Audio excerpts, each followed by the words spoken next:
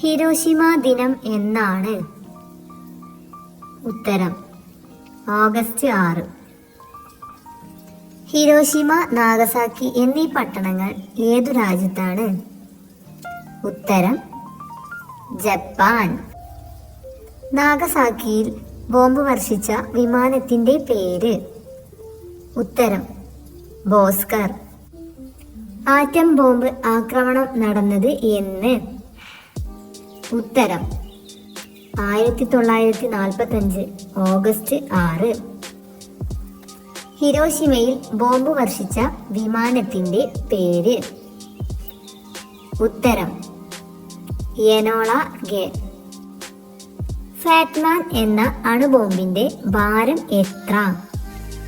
ഉത്തരം 6.4 kilogram. Little ബോയിയുടെ ഭാരവും നീളവും എത്രയായിരുന്നു?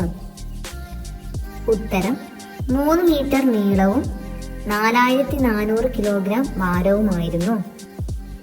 ഹിരോഷിമയിൽ വർഷിച്ച ബോംബിന്റെ പേര് എന്തായിരുന്നു? ഉത്തരം ലിറ്റിൽ ബോയ്. രണ്ടാം ലോക മഹായുദ്ധകാലത്ത് അമേരിക്ക നാഗസാക്കിയിൽ അണുബോംബ് വർഷിച്ചത് എന്നാണ്?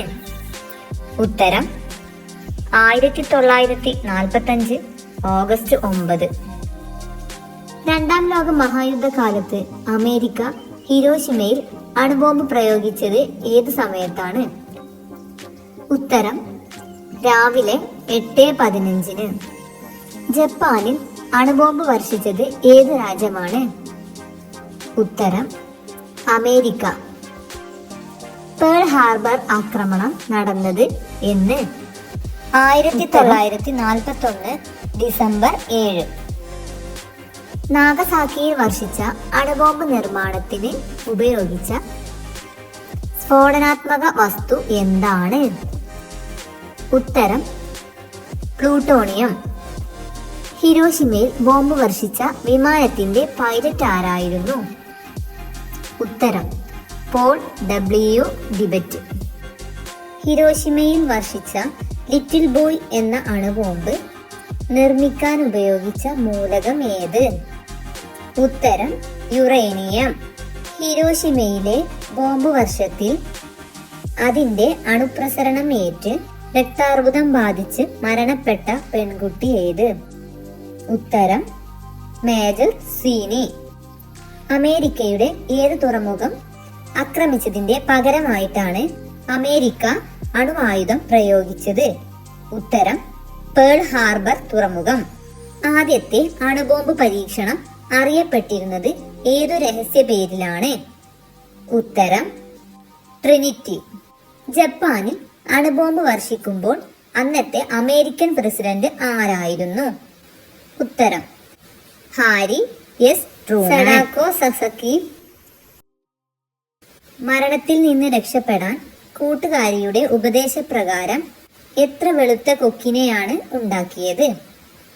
ഉത്തരം 645. ആദ്യമായി അണുബോംബ് പരീക്ഷിച്ചത് എവിടെ? ഉത്തരം മെക്സിക്കോയിലെ മരുഭൂമിയിൽ. മാൻഹട്ടൻ പ്രൊജക്ടിന്റെ തലവൻ ആരായിരുന്നു? ഉത്തരം റോബർട്ട് ഓപ്പൺ ഹൈമർ. ആറ്റം ബോംബിന്റെ പിതാവ് എന്നറിയപ്പെടുന്നത് ആരെയാണ്? ഉത്തരം റോബർട്ട് ഓപ്പൺ ഹൈമർ.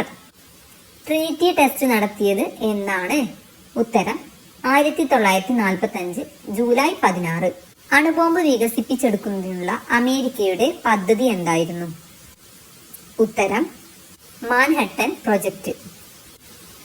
അണുബോംബ് ആക്രമണത്തിന് ഇരയായിട്ടും ജീവിച്ചിരിക്കുന്നവർക്ക് ജപ്പാനീസ് ഭാഷയിൽ പറയുന്ന പേര് എന്താണ്? ഉത്തരം ഹിബാകുഷ.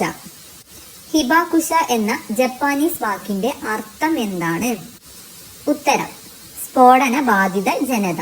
1000 കൊക്കുകളും ഒരു ശാന്തിപ്രാവും എന്ന ബാലസാഹിത്യ കൃതിയുടെ രചയിതാവ് ആരാണ്? ഉത്തരം പ്രൊഫസർ എസ് ശിവദാസ്. ശാന്തിയുടെ നഗരം എന്നറിയപ്പെടുന്ന രാജ്യം? ഉത്തരം ഹിരോഷിമ. മാൻഹട്ടൻ പദ്ധതിക്ക് രൂപം നൽകിയ അമേരിക്കൻ പ്രസിഡന്റ് ആര്? ഉത്തരം ഫ്രാങ്ക്ലിൻ ഡി റൂസ്വെൽറ്റ്.